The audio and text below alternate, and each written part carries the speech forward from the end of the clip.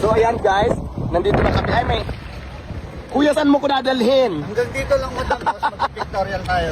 Yan, dadalhin lang daw ako ni kuya. Ikaw kuya, baka kung saan mo ko dalhin, anak ko. Hindi madam. Hay! Hay! Nakasyukot ang alon guys, Diyos ko Lord.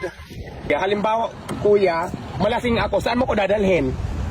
Sa ano, sa laot. Anong gagawin mo sa akin sa lao? Oh my God, nakakatakot. Itatapon, papakain sa pating. Diyos ko, sabi ko na nga ba Barbie